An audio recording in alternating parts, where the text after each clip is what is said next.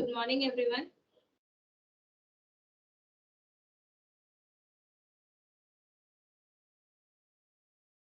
Good morning. So I welcome you all for today's session by Vidyarupa Academy. Before we start with the session, let me say a few words about our presenter here today. Madam Surupa Vishwanathan is the founder of Vidyarupa Academy. The academy is her brainchild.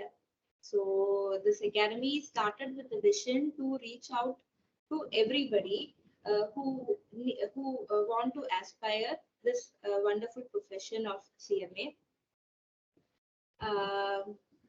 So our plan, our vision is to reach out to every nook and corner of the country, or I would say outside India also, so that everybody is able to access to this course. So your distance or your location or your employment should not be a barrier for you to pursue your dreams. Having said that, Madam is a rank holder of CMA. She is the 12th rank holder of All India rank holder of CMA examination, and she also holds 4th rank in her graduation completion also. And she's also a registered valuer and regular faculty to CMA RVO.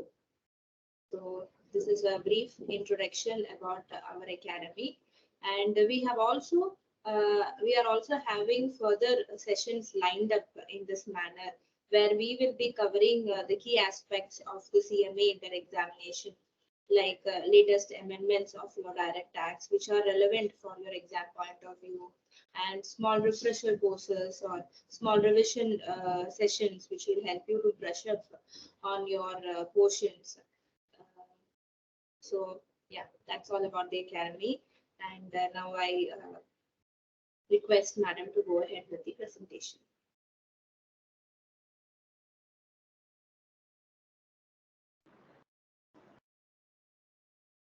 So, good morning to all of you. It's a great pleasure that you all have joined for this case study session, and we hope it will be this 1 hour of case study session will be of great use for you to plan for your exam and prepare for your exam. So today the topic that we are covering is case studies pertaining to GST. So in your 2022 syllabus of CMA Inter, you have 50 marks of weightage given to indirect tax and 50 marks weightage to direct tax. So out of that, in indirect tax, a major portion comes from GST. And GST being a new law, it is not just helpful for you from an exam point of view, but when you go for your internship or when you are in your going for employment, GST will be of a very the knowledge of GST will be very useful. So, and one thing that I would like to say about indirect tax is when you are studying indirect tax for your exam, you try to understand the provisions rather than mugging up the provisions, rather than mugging up all the sections.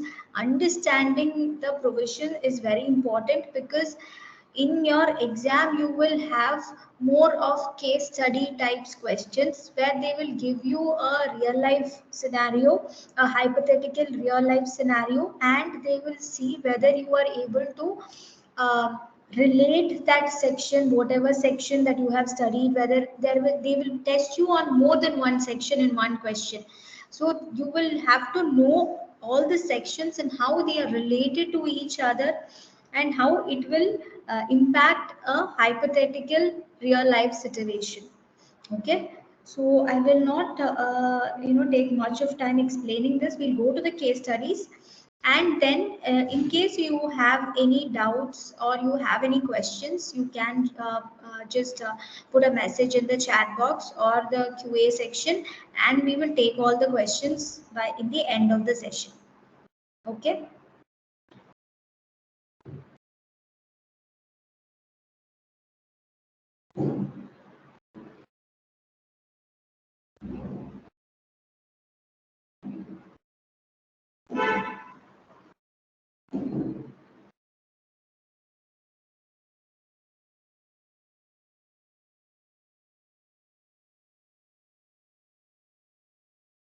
So these are few case studies that we have selected from different sources, which we feel that is very important from an exam perspective.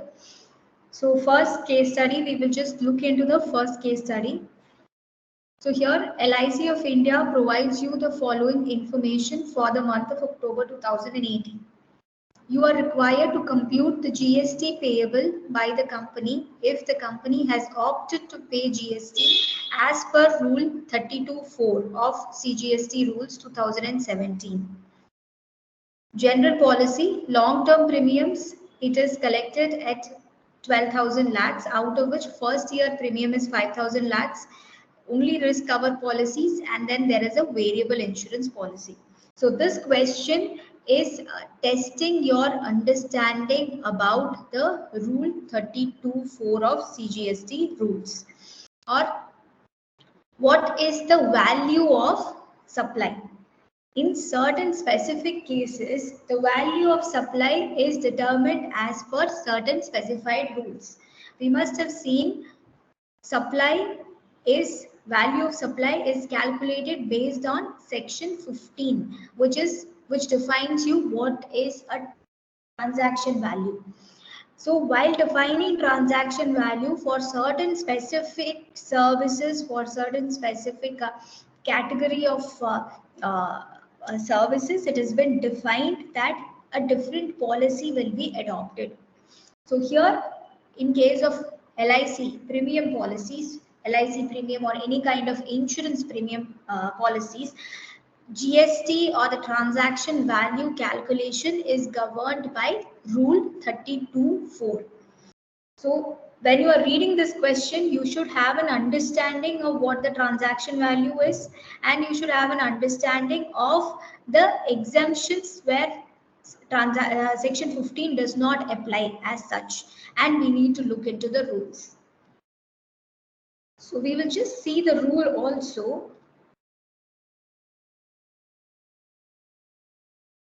Just a second. Yeah. This is value of supply in case of life insurance business. So generally, when you consider value of supply, when you are identifying a value of supply, you will focus on section 15, which says what is a transaction value. And transaction value in common parlance, if you say, it is the price that is payable for a goods or service, price being sole consideration, buyer and seller being unrelated person. So that is transaction value. The entire price is paid in monetary terms. Then we can say that whatever is the price is the transaction value. But when it comes to life insurance premium, you are paying certain amount of premium every year, and this premium is not just a kind of payment that you are making. It is an investment also. There is an investment as well as a risk in case of life insurance, because life insurance, if you are taking a life insurance, they will say in case of the happening of any unforeseen events, you will get the money, or after X number of years, we will return you the money with an extra interest. So there is an investment point of view also. And GST does not apply for investment. GST applies for goods and services, for supply of goods and services. So in case of investment, GST is not applicable. So we need not pay GST on the investment part. That is why there is an exception for this particular service. And under Rule 32.4, how are they explaining the supply of service or the value of supply of service to be calculated? In case of case 1, where there is an investment as well as a risk factor involved, then the gross premium will be charged from the policy holder less the amount allocated for investment. So if it is specifically defined in your policy that 80% will be invested and 20% of the premium will be the risk cover, the payment that you are making towards covering the risk, then only on the 20% GST will be calculated. Single premium annuity policies, 10% of the single premium will be charged. In all other cases, 25% of the premium from the policy holder in the first year, and in the subsequent year, 12.5% of the premium will be considered as value of supply, and your GST will be calculated on this amount. So now I think this is clear for you, the rule. Now, if you had known the rule and the transaction value, what is transaction value, you can easily answer this question. So now coming back to the question, we will see if you can answer the question. Total premium collected is 12,000 lakhs, out of which 5,000 is your first year premium. So first year premium 25%. So 5 lakhs, 25% of 5 lakh will be the transaction value or the value of supply for year 1.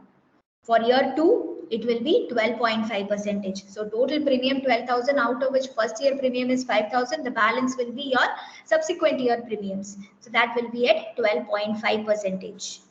Only risk cover policy, where there is only risk cover, no investment, then the entire value is your transaction value, because only for the investment portion we were taking it out, because investment does not come within the purview of GST. So for entire risk policy, the entire premium is your transaction value or the value of supply. Then variable insurance policies. 80% of the amount allocated for investment. It is clearly defined in the policy that 80% is your investment. And so 20% will be the premium amount paid towards risk cover. And on that, we have to calculate GST. So 20% of 88,000 will be your value of supply for variable insurance policies. Shall we see the answer? So first year premium, it is 25%. Second year, it is 12.5%. Only risk cover, the entire amount is taken. And variable insurance policy, at 20% of 8,000, which is 1,600. Adding all this, you will get the transaction value or the taxable value of your service. And then on that, we have to calculate GST. So here, if you see what all have they tested, they have tested your complete understanding of Rule 32.4. And if you have to know what is Rule 32.4, you should know what is transaction value as per Section 15. And what are they asking you? What is the value of supply? Value of supply defined under Section 15. And under Section 15, they are saying that in case the value cannot be identified using Section 15, refer to the rules. For certain specified services, we have provided specific rules. So refer to the rules. We are referring to the rule, Rule 32.4. Okay. So when you get a question, it is not just you have by hearted that LIC or LIC policies, whatever is the percentage. You should be able to understand the question, what they are asking, and accordingly frame your answer.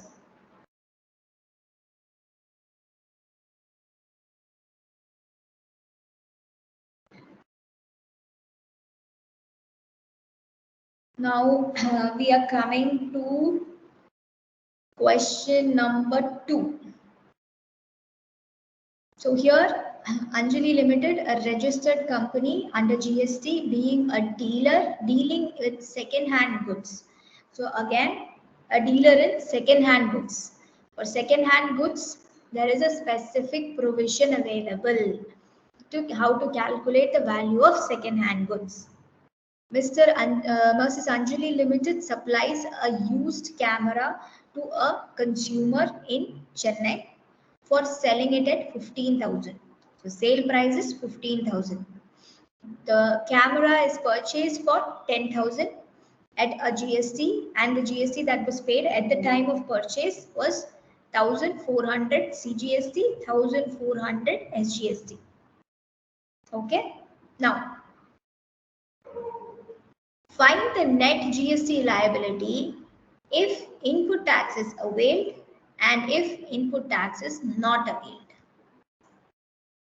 Okay. Can any one of you tell me which rule will apply, or if you can tell me if input tax credit will be availed, what will be the answer? What will be your answer? which amount will you take as the taxable value. Now we can keep it a little bit interactive so that I will also know to, if you are aware of this particular section and to what detail I need to explain. You can just put your message in the chat box.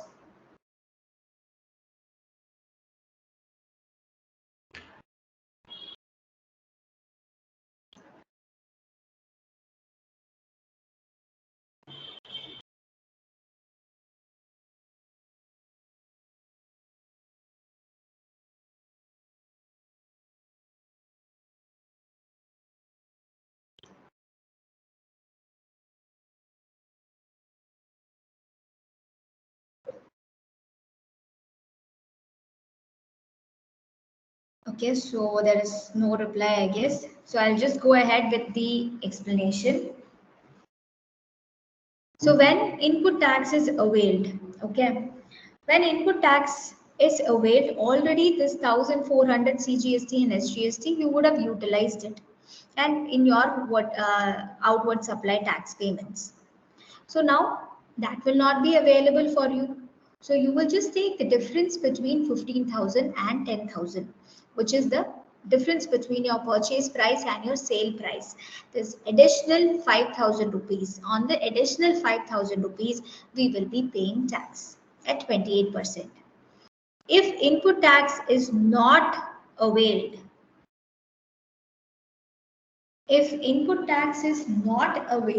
then we will be taking into consideration 10,000 plus 1,400 plus 1,400. Now, why are we adding CGST and SGST into cost when input tax is not availed? If input tax is not availed, we would have added it to our cost, correct? Either there are two ways in which you can treat GST on your capital goods. When you have capital goods, either you can add it to the cost or you can take input credit. So if you have added it to the cost, then the entire cost, whatever is the difference between 10,000 plus 1,400 plus 1,400, that will be the total cost. And the difference between 15,000 and that value will be your transaction value for the purpose of calculating GST for the second-hand goods. Now we will see the specific rule for this.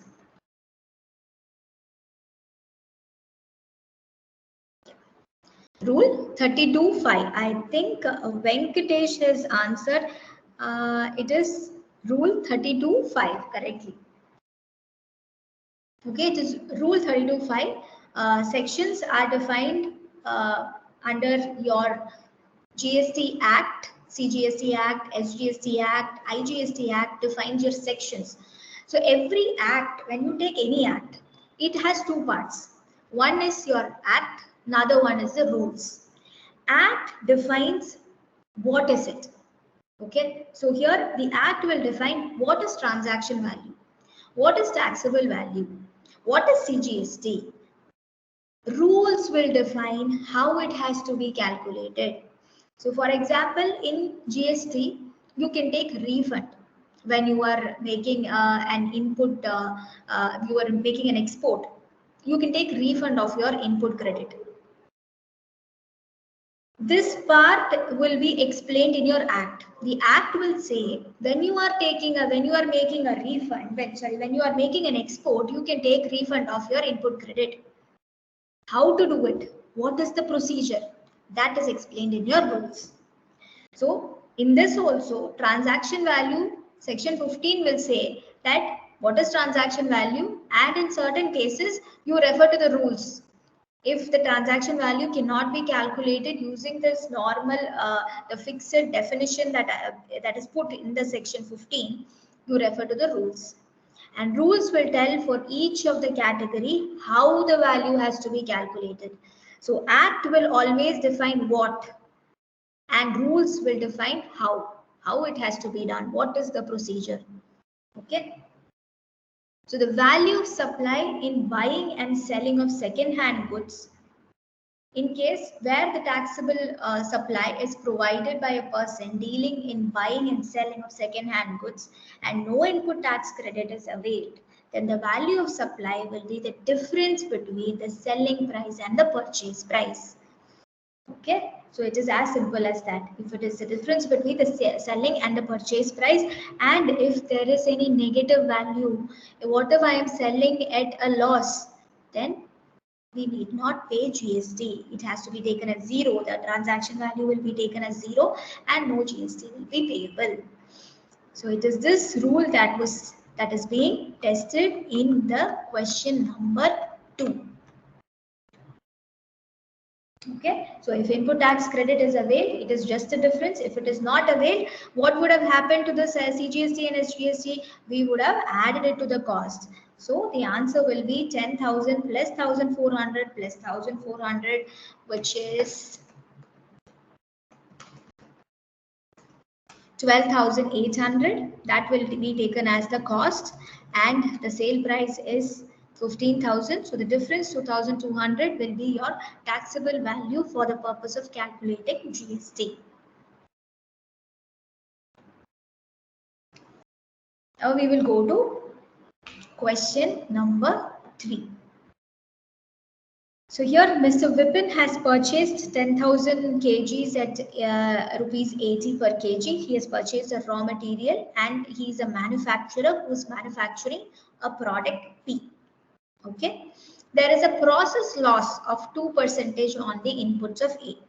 So the inputs, if 10,000 kg is going in and there is 2% loss, so only 9,800 will be your final product that is coming out. So product P will be 9,800 only. 10,000 kg is going inside the manufacturing process. 2% is your processing loss. So 9,800 kg is getting converted into your finished product. Transaction value of P is 100 per kg. So they have given transaction value as per section 15 is 100. So if the transaction value is given, you just take that as for the purpose of calculating value of outward supply. So what will be the value of outward supply here? 9,800 into 100. That will be the value of outward supply.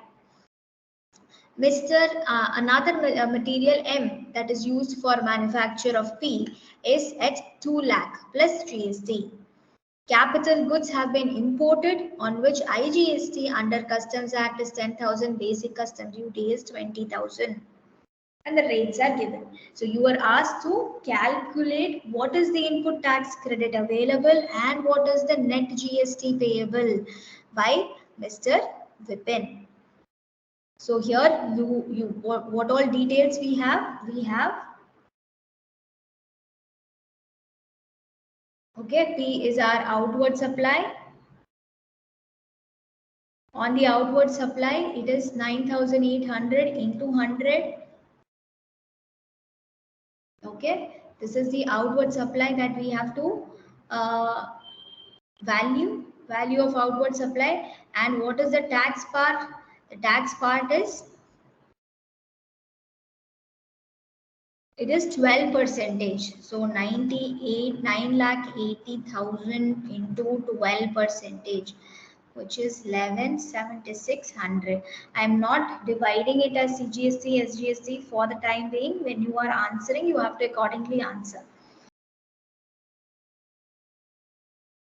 Okay, because it is mentioned under CGST Act. So yeah. Then what all we have? Another material M is used for the manufacture at 2 lakh. So your inputs will be 2 lakh, 12% of 2 lakh. That will be one of your input. Another input is 10,000 into 80 kg plus GST. So 10,000 into 80 and 12% of that.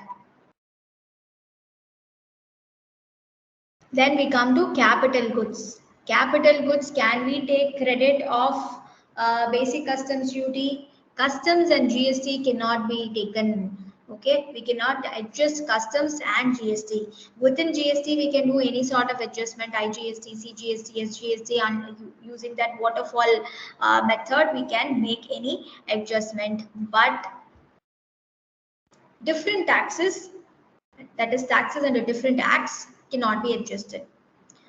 So under Customs Tariff Act, we have an IGST portion. So that particular IGST portion, what is that IGST portion? IGST in case of import will be paid under reverse charge. So it gets covered under your reverse charge section. So that 10,000 you can pay tax and take credit. So they have paid an IGST of 10,000 on inputs. So for that you will get input credit. So 10,000. Then here you have 10,000 into 80 into 12%.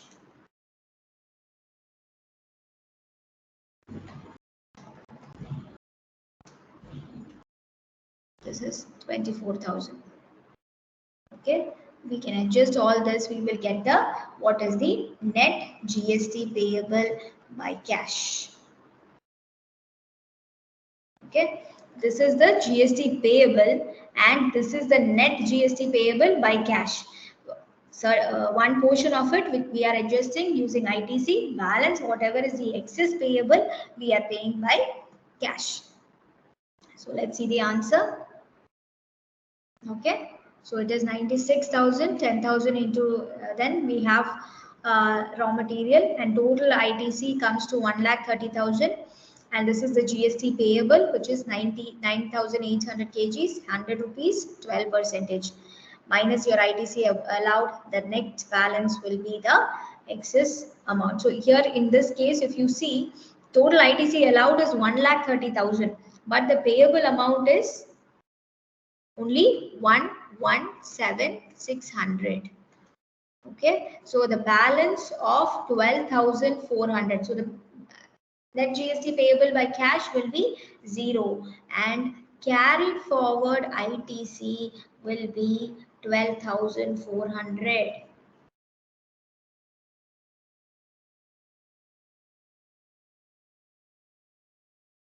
Up to what date can we carry forward our ITC? ITC of a current financial year can be carried forward up to 30th November of the next financial year or annual return filing date, whichever is earlier.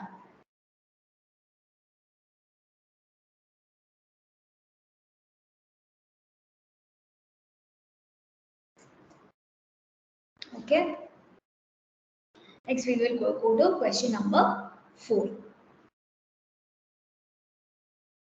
So, Mr. A owns a residential building in a prime commercial locality. The basement of the building is leased to Mr. B, a wholesaler. Okay, so A is owning a residential flat. So A is owning a flat and in that flat, the basement is let out to Mr. B. Okay, so this is basement is to Mr. B, who is a wholesaler. 1/4 of the basement is used for office and the remaining is for his go down. So it is completely used for commercial purpose. Correct?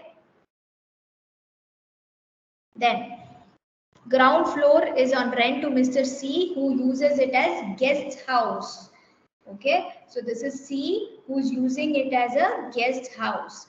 Again, it is for residential purposes, but it is it is being taken on rent by a registered person for a business purpose. So we can just say it is business purpose because it is a guest house that is being utilized for business for some of his business clients. So we can consider it is taken on rent for a business purpose. First floor is occupied by Mr. A, so it is residential. Second floor is again occupied by Mr. D, residential. So A and D, these both are residential.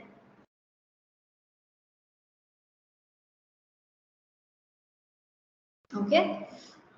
Then there is a parking slot which is being given to Mr. E, a parking facility which is being given to Mr. E, who is a parking contractor.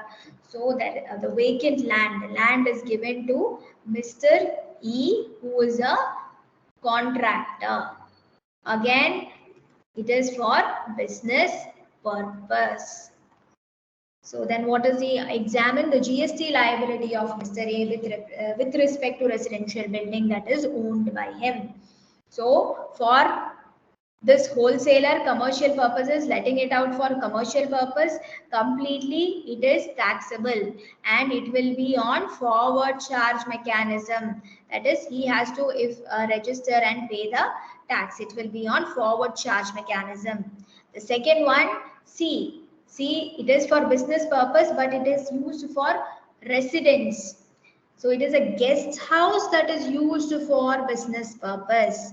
If it is used for residential purpose, but by a business owner, in that case, RCM will apply. Okay. So C will have to pay the tax on RCM basis. Then A and D being residential property, it is used for residence purpose, it is an exempt supply.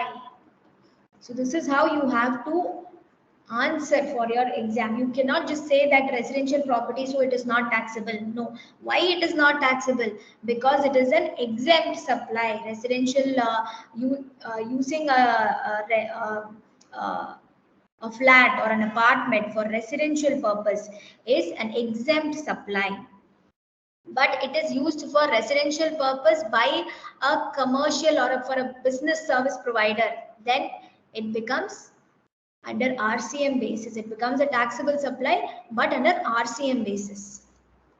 If it is used for commercial purpose, it comes under forward charge. I will just share the, this is the notification with respect to RCM, which was the latest notification that came in 2022. Okay, in 22, the exemption notification was updated, and it was, how it was updated was services by way of renting for residential dwelling for use as residence. First, it was exempted. So if you are using a residential dwelling, that is an apartment or a flat or a house for residence purposes, just to stay, it was an exempt supply. But in 2022, it was amended.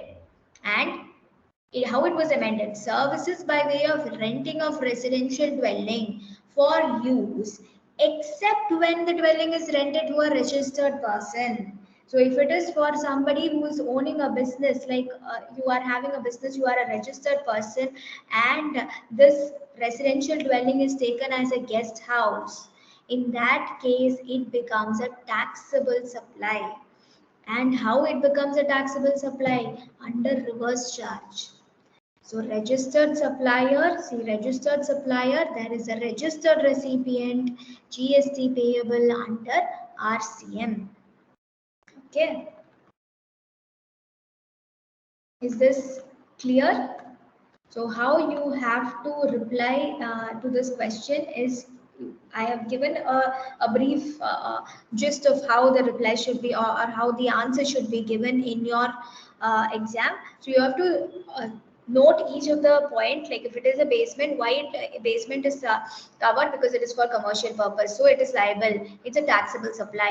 Ground floor, it is used for a guest house, it does not come under exemption list because of the latest notification that under June 22. So if you know the notification number, well and good. If you don't know also, you can say it does not come under the exemption list, and hence it is taxable, and it will be on RCM basis if C is a registered person. First floor, again it is self-occupied, so it comes under your exempt supply. Then the vacant land, if it is given for rental purposes, it becomes a taxable supply, so it will be taxed accordingly. Whatever the rate applicable, it will be taxed, because here what they want to test you in the last point of immovable property is that they want to test you to if you have understood the concept of immovable property clearly. See, immovable property, when it is sold, so when a land is sold, sale of land, it is an exempt supply. But when a land is rented, it is a supply of service. So that is the distinction they are testing in this question. Whether you have understood the distinction of immovable property. Immovable property sale is an exempt supply. It's a negative list supply. It's not even an exempt supply. It's a negative list supply. It is mentioned in your negative list. Whereas renting is a service. So when it is a service, it gets covered under GST.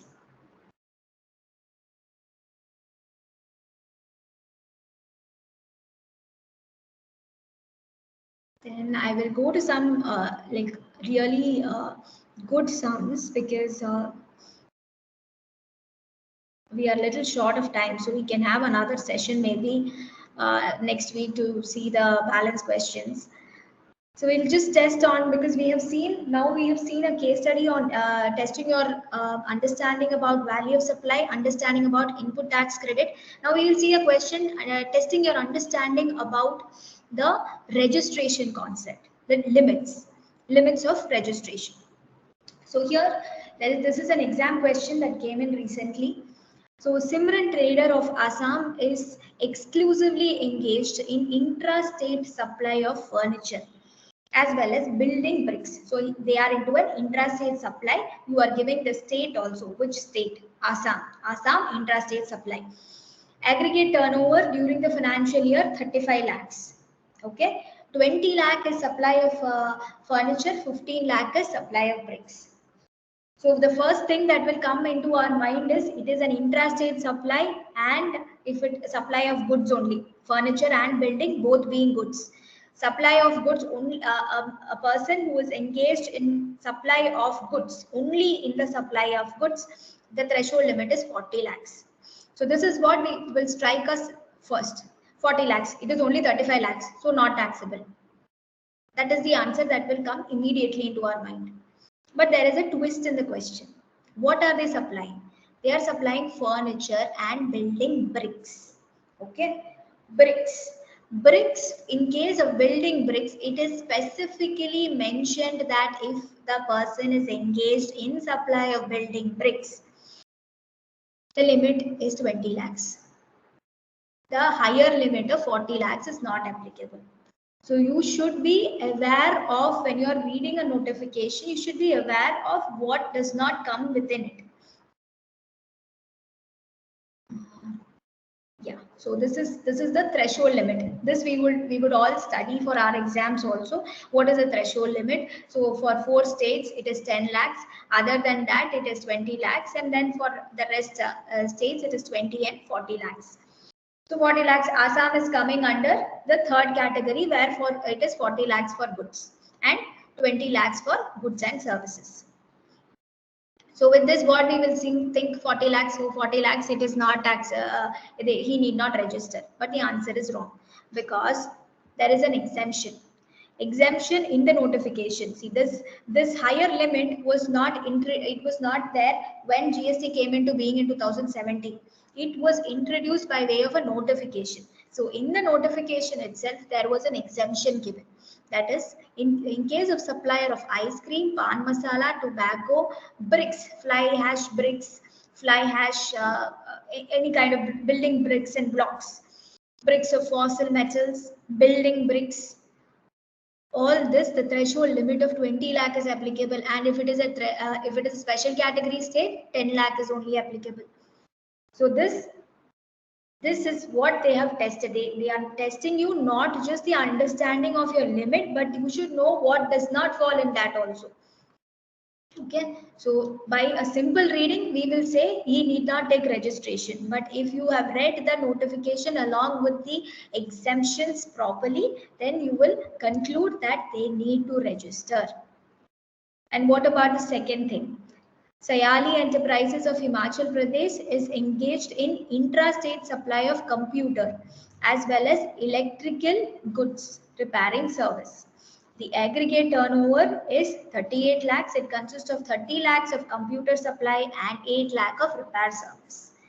So here again, will the 40 lakh limit apply? It will not apply, because 40 lakh is only supply of goods. Here he is making a supply of goods and a small portion of supply of services. So that 40 lakh limit will not apply to him, and only the 20 lakh limit will apply, and accordingly he will have to register.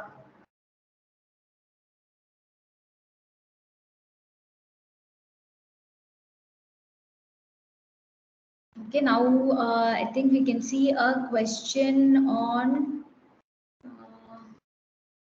maybe we can see a question on discount, testing your understanding about discount.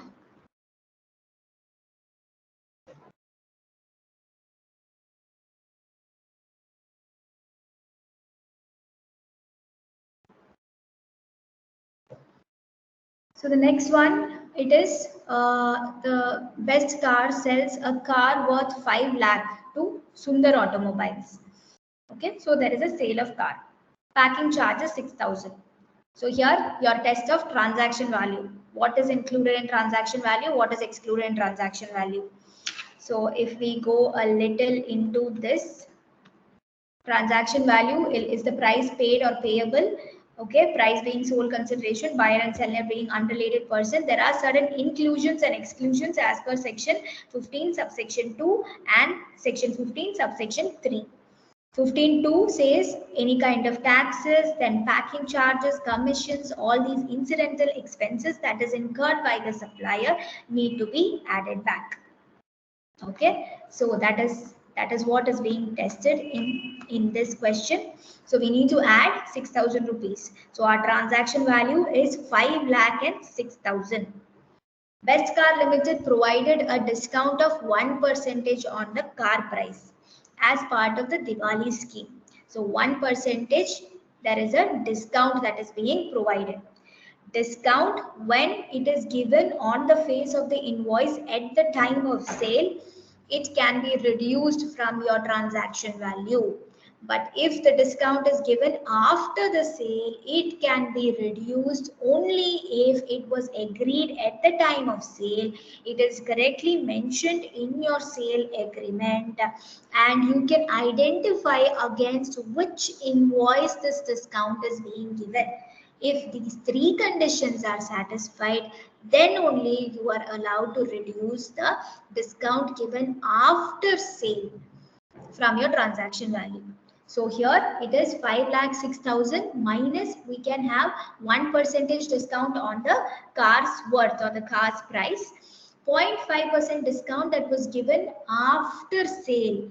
Okay, it cannot be taken unless it can be specifically identified against your invoice and it was agreed upon in the sale agreement. Okay, so it is 5 lakh, add 5 lakh 6,000, 1% discount on the car price. Then you will have the transaction value and tax will be calculated on this transaction value. This will be the invoice price. This 2950, that is 0.5% of 5 lakh, will be allowed only if it is linked and it was provided in the sale agreement. Otherwise, this will not be allowed as a deduction from your transaction value. Another thing is, when if you are deducting from your transaction value, if you are giving a credit note, accordingly the recipient should have reversed the ITC on this part. Because when you are raising an invoice, you are raising at 5 lakh 1,000 with a CGST and SGST calculated on 5 lakh 1,000. Now, if you are going to give a discount on this and put a credit note in your GSTR1, your outward supply and the credit, the tax on outward supply is reducing. So he also has to reduce the impact of ITC that he is going to get. The ITC benefit will also reduce for him. So accordingly, he should also reverse the credit on this credit note. Any questions so far? I think it's almost 11:50 now. I think we can take a few questions. Maybe if you have any questions, we can take a few questions. And whatever is the, I have around 10 case studies. So the others we will take it in the next session. Maybe we'll have one more session and we'll cover the balance topic in the next session.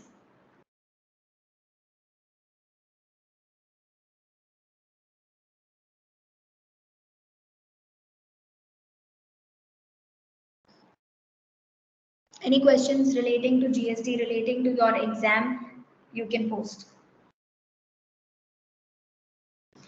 If you want to unmute and speak, you can just let me know. I can unmute also.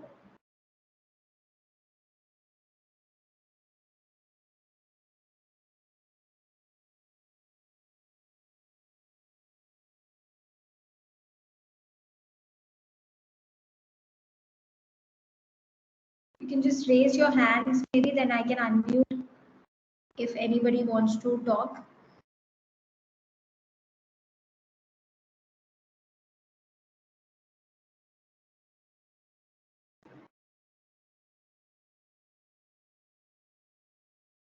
I hope the session was useful. You had some understanding of the topic, and you can give us your feedback also, so we can include more case studies or include our make it much more better in the forthcoming approach sessions.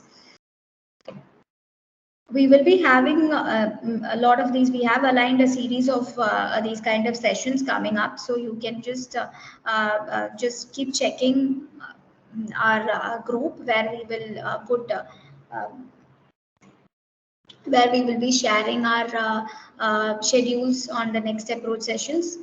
And we have also planned for a direct tax amendment session and a few revision sessions also. And moreover, in the group, I will provide access for everyone in the group, so that if, in case you need any specific areas that you want to cover in any of our approach sessions, you can just put a message there, and we will try to include it in the forthcoming sessions as well.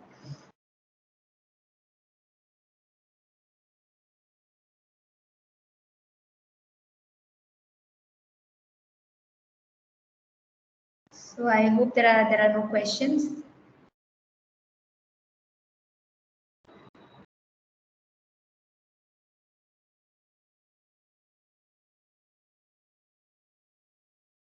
I'll just maybe explain to you a little about the different sections, maybe, that if it is useful for you. Just a minute.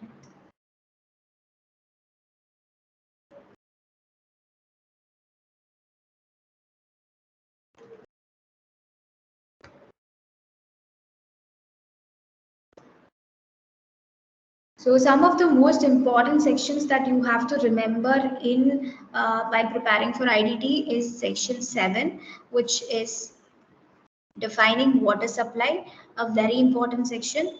Then uh, section 16, which is about ITC, again a very important section. And section 17, block credit, another area where you will find questions.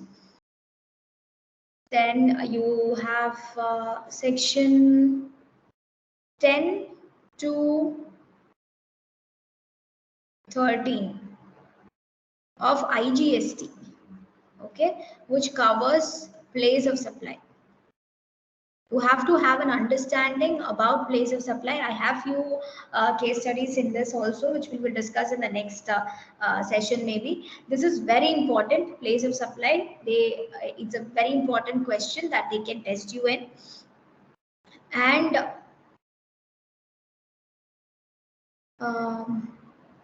12 to 14 on time of supply. Okay, then you will have 15, which is transaction value, which we have seen what is transaction value now. So yeah, an understanding, so close to up to from 7 to about 20, it is very important.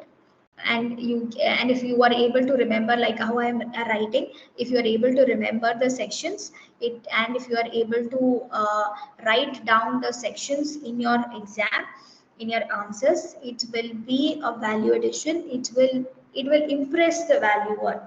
If I like, suppose if I am valuing, and if I get a paper where supply, if there is a definition of supply and they have clearly written that section 7 says that supply is so and so, it has to cover all these uh, three important conditions, then that gives value. Similarly, when you are explaining, like when we saw a few questions on transaction value, if you are able to say That is as per transaction value as per section 15 is this. This is how they have defined transaction value as it adds value. And again, when you are explaining discount, discount is covered under value of supply. Again, if you are able to note transaction value calculated as per 15.3 of CGST Act, it says that discount which is given at the time of issuing the invoice has to be added. It can be excluded. It is a allowable exclusion. If you are able to write like this, it gives value and it gives a very good impression on the valuer, and it's a high scorer. So these are some of the tips that you can use when you are to score higher mark in your exam. So basic sections you try to remember. When you keep reading itself, you will remember all these basic sections. So remembering that will be very useful. Okay, so it's about 12 now. Thank you so much for joining, and you can leave a feedback maybe. Either you can just message me individually in the number that is provided in the group, or you can put a message in this chat box itself. And thank you so much.